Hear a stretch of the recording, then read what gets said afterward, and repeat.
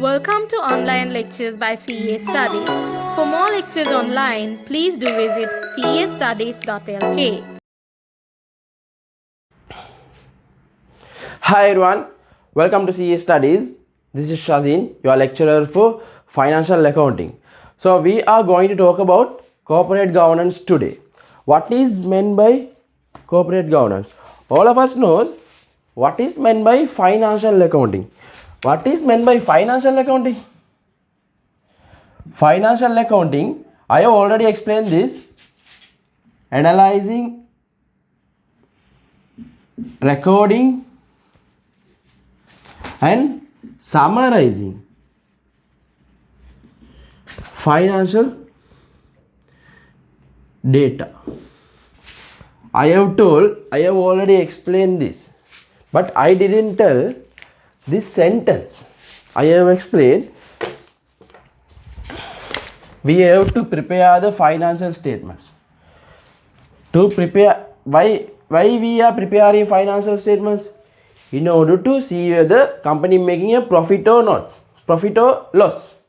So we have to see the profit or loss and the balance sheet.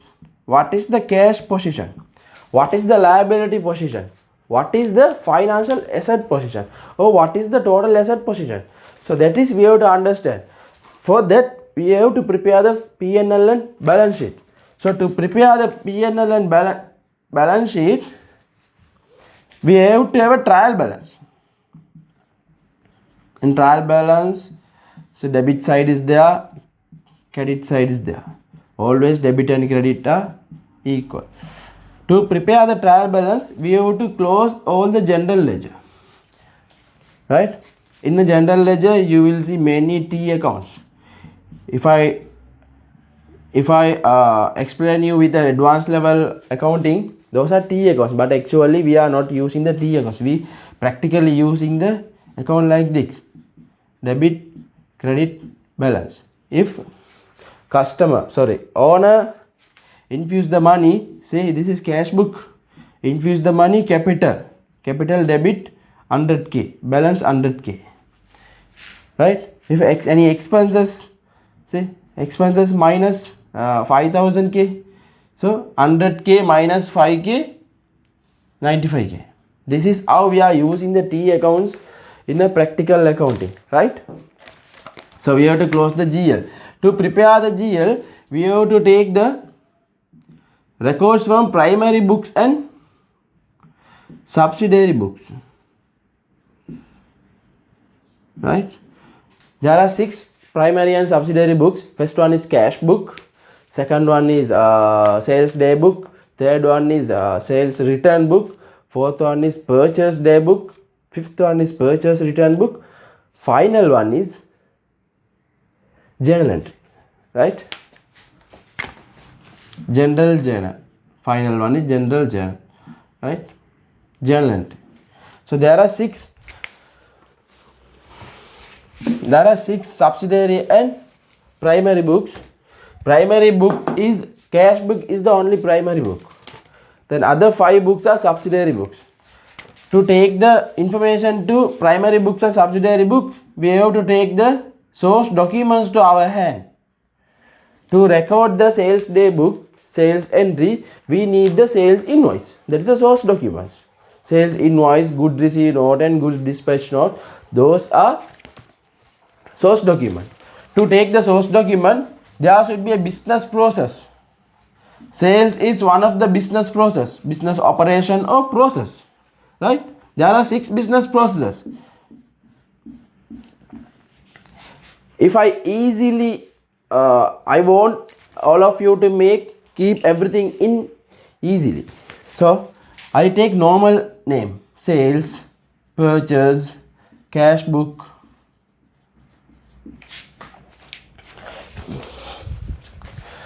sales, purchase, pay, expenses. These are the main items. Sales in a P&L, purchase also in the P&L, expenses also in the P&L. Then other 6 are non-current asset purchase, inventory purchase, now payroll.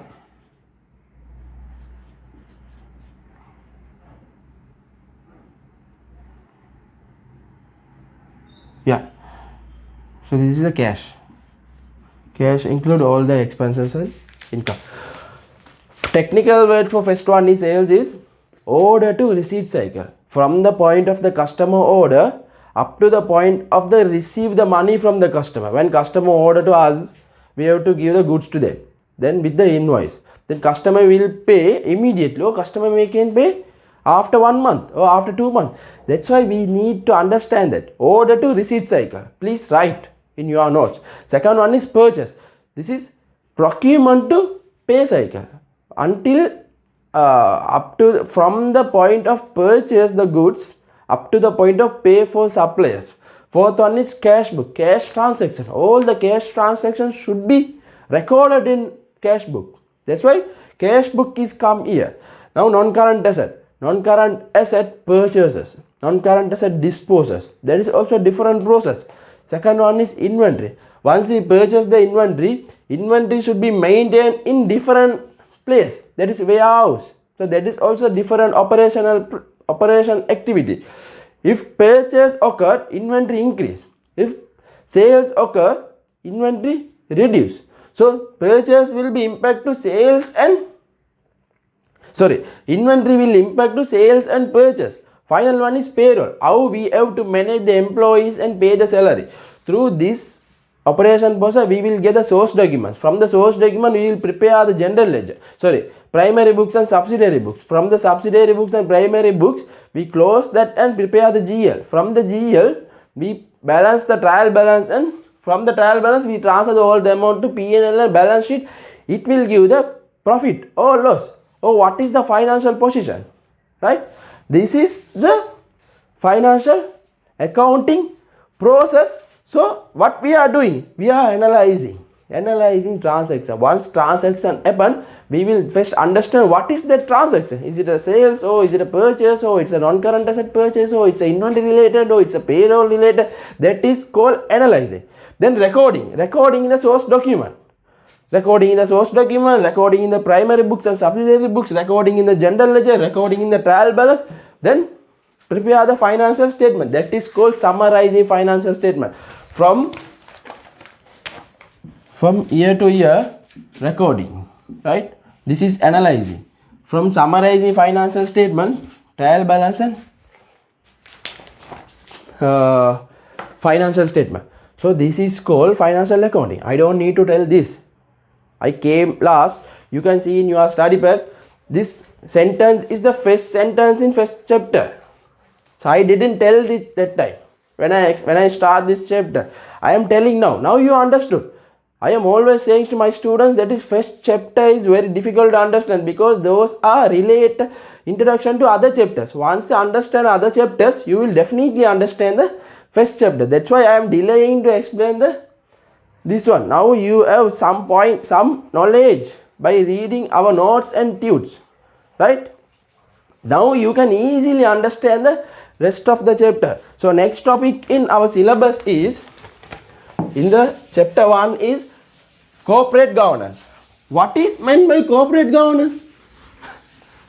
Corporate governance word you are hearing here. You have not learned in your advanced level. That is a very, very new topic for students who have come from the advanced level, right? If students come from AAT or other level, other courses, maybe know about them. What is meant by corporate governance? It is not easy to understand, right? I will explain in the manner you can easily understand, right? Corporate governance is a system. Corporate governance is a system by which companies and other entities are directed and controlled. This is called corporate governance, right? Now you will have a confused what is this definition. With the definition you cannot understand. If I take a company, right, say company is the chairman. Under the chairman, company will have the CEO. Under the CEO, company will have the non-executive director and the executive directors.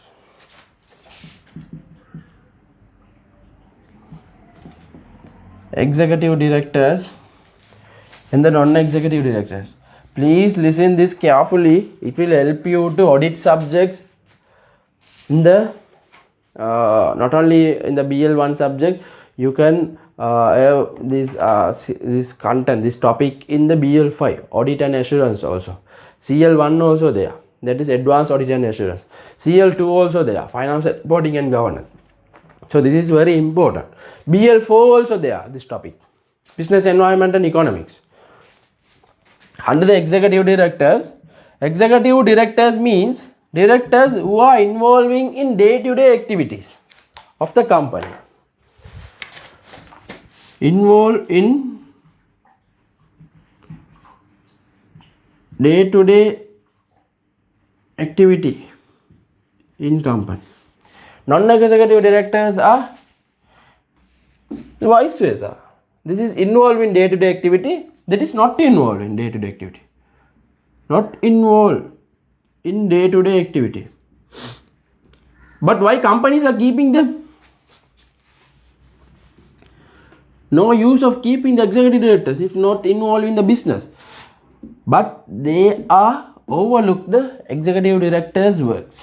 Not involved in the day-to-day activities, but overlook executive directors' activities. Now, under the executive directors, there are many operations. First operation is finance operation. So finance director is the head of the finance operation. Now marketing director.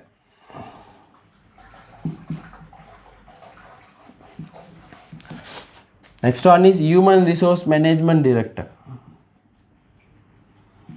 Fourth one is administrative director.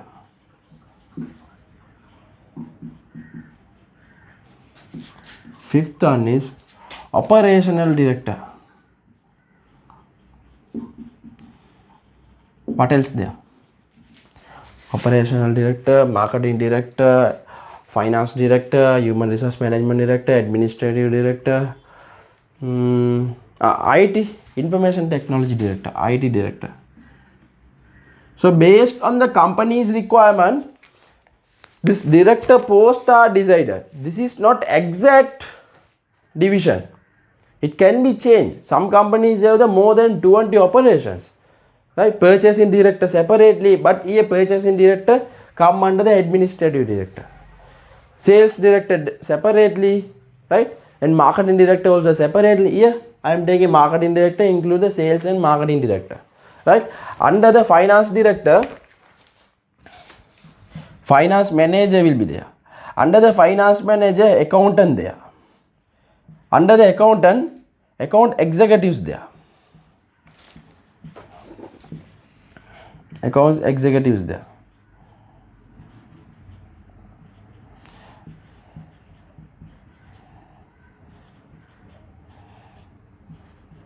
Under the each accounts executive, there may be 3 accounts assistant there. Accounts assistant. Accounts assistant 1, account assistant 2, accounts assistant 3. Right? In each accounts executive, there may be a accounts assistant, sometimes no accounts assistant, only accounts executive only there. So this is the hierarchy. If I take this same to the marketing operation, under the marketing director, marketing manager there.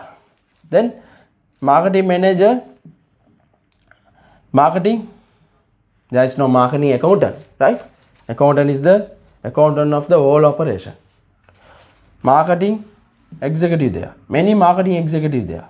So there are division in this hierarchy. Under the HR manager, HR director, HR manager there, HR executive there, HR assistants there, the administrative manager there, administrative executives there, administrative assistants there, the operational directors, operational manager, operational executive, operational assistants, IT also same.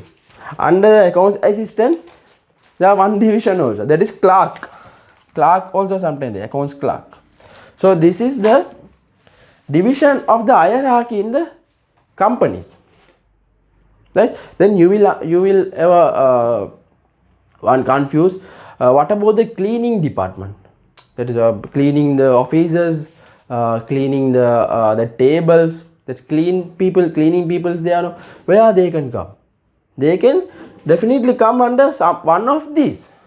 Cleaning department take is the administrative. So administrative means operation related to administrate the company.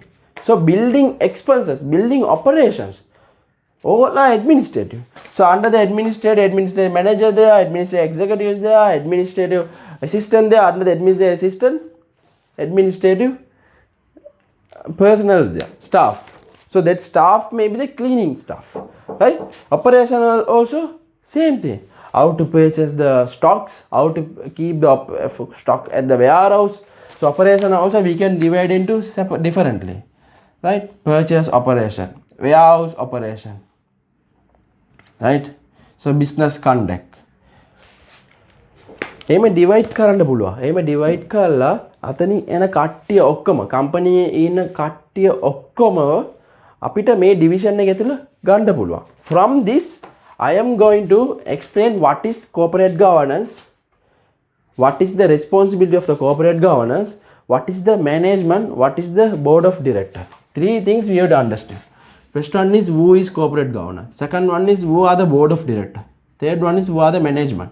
These three. Always these three are confused between the students. Here, I didn't explain the non-executive director, right? In non-executive director, there are also divisions there, right? But non-executive director do not have any designation. Just have a non-executive director is their designation. Non-executive director 1, 2, non-executive director 3, non-executive director 4. No non-executive director 1, 2, 3, 4 designation. Here designation is, say, Mr. Pereira, his designation is non-executive director. But here, say, Mr. Silva, he is the finance director. Second person, say, Mr. Kularatna, so he is non-executive director. Non-executive director 2 or 3. Non-executive. All the directors are non-executive directors. So who are not involved in any activities in the company, but looking after these activities. That is their responsibility. They are so independent from the management. Here I am going to mark the management and the board of director. Here management is, this is management.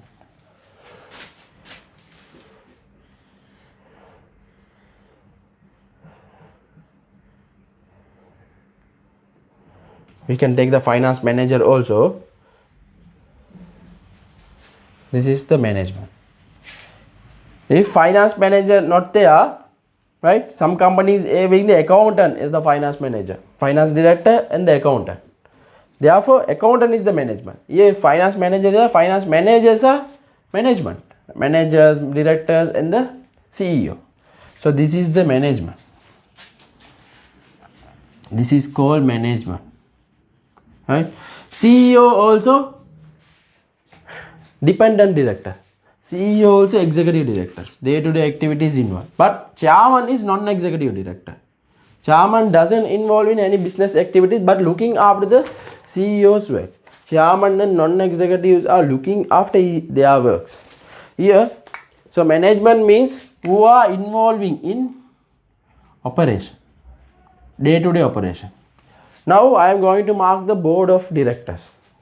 Board of director, only the director's designation. Up to the director's designation of board of directors. So these people are board of directors.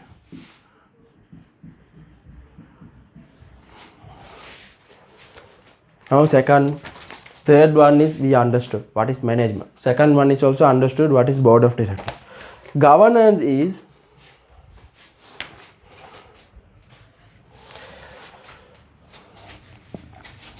governance include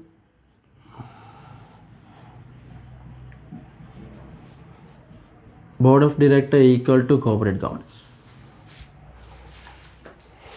right?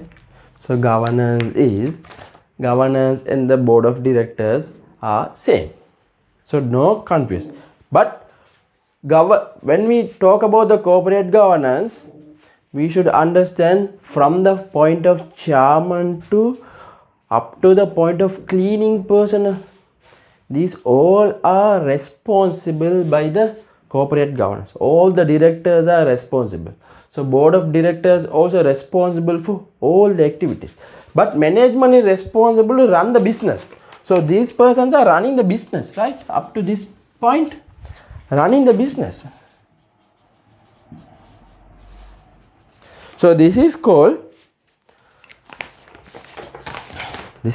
corporate organization structure. Organization structure also you understood here, right? In business environment economic subject also sometimes it is needed, but in financial accounting you need to know what is the responsibility of the corporate governance in terms of what? In terms of financial accounting, right? So this is understood. Then we will have to understand why we need a corporate governance.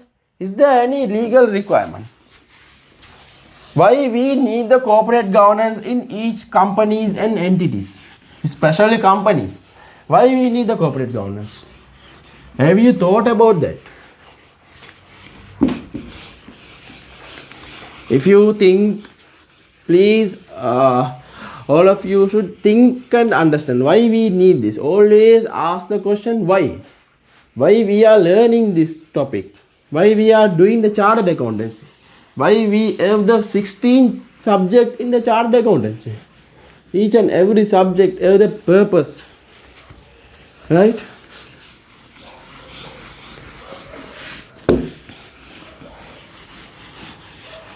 So next topic I am going to explain here is why we need the corporate governance.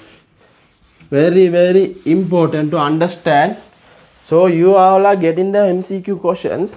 So it's not easy. You think MCQ question is easy, but if answer is wrong, you will definitely lose 2 marks. But if essay questions, at least for the steps, you will get a marks. If essay questions give the 2 marks for one calculation, 4 steps you will get the half marks, quarter marks or 1 marks. So definitely you will get at least half marks or 1 marks in the essay question. But in the MCQ question, if you wrong answer selected, definitely you will lose 2 marks. That's why MCQ questions are you take as the advantage. One advantage, if you do not know the answer, you can just tick any answer. So answer is there. If you luckily it's correct, you will get 2 marks. If answer is answer do not know, you just tick one question, one answer, and you will get a mark. That is a lucky. So that is an advantage. Disadvantage is if you know the answer, right, but you mistakenly mark or you wrongly taken the answer and mark, right? Sometimes step by step when you calculate, answer may be wrong sometime. So you know 2 into 50 plus 2. So here we have to multiply this first, right? So you write in the step 2 into 50 100, answer is 102. So next step you are writing 2 into 52. See, you mistakenly take this total and wrote this. Next you will write 104 next step. So 3 steps there. 1 step, 2 steps, 3 steps. When this is essay question, examiner will marks, this is correct, this is wrong. Step by step marks. So give half marks.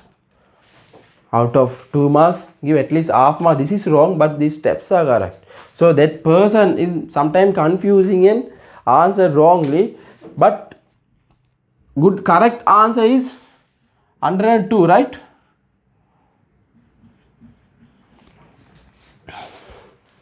102 is correct marks. 2 into 50, 100 plus 2, 102. But in MCQ, you will select the 102. So 104 also there, but you will select the 102. Right? If this is MCQ, say this is 106, this is 208. Now you will select this. Here you losing only 1.5 marks. If you select, right, correct answer is the 104. This is wrong, right? You will lose 2 marks. This is the disadvantage for disadvantages in the MCQ paper.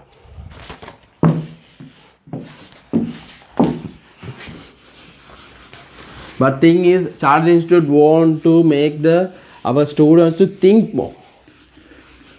Think. CA students are unique from the other study students. Therefore, please think and work, dear friends. Right. Why we need the corporate governance?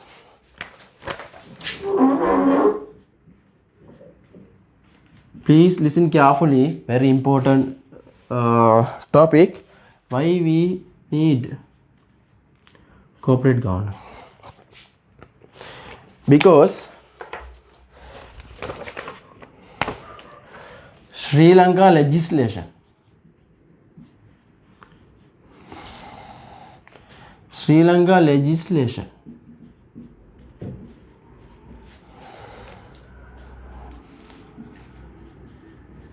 request companies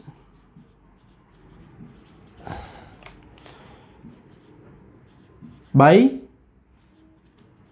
some X. We will learn what is that X. Some X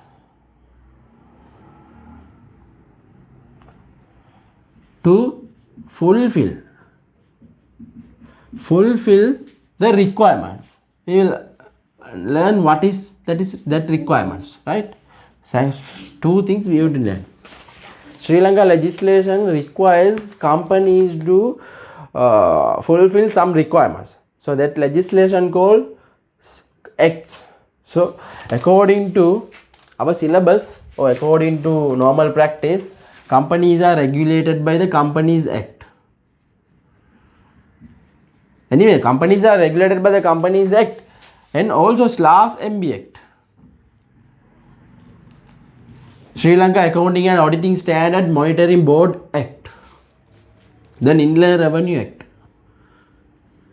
These are mainly regulate the Companies Act. Other act also they are, but mainly we should learn this at least. So requirements. What is the requirement by Companies Act? What is the requirement /MB Act? What is the requirement of Inland Revenue Act? So there are lots of requirements. Lots. Requirement is lots. These lot of the requirements should be fulfilled by the companies. Companies' activities are responsible by the directors. So directors have the responsibility to take care of fulfillment of directors. First, companies. See, company is the responsibility to take care of this requirement.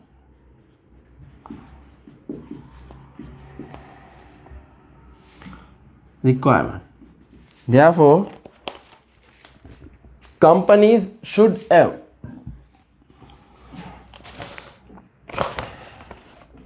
to fulfill the requirement. Companies should have the process to follow, process or system to follow. This system called corporate governance, right? This system called corporate governance. Under the corporate governance, you have seen that is how many directors there. So why the company dividing the directors based on their activity, their operation? Because of this legislation requires, definitely company should have to divide the director's job. One director cannot do that, right? If 3 directors there are, we have not say what is the problem? so 3 directors we have recruited, but we have not allocated any works to these 3 directors. We say in 3 directors, these are the companies. Thank you for watching the video. Stay tuned with castudies.lk for more lectures online.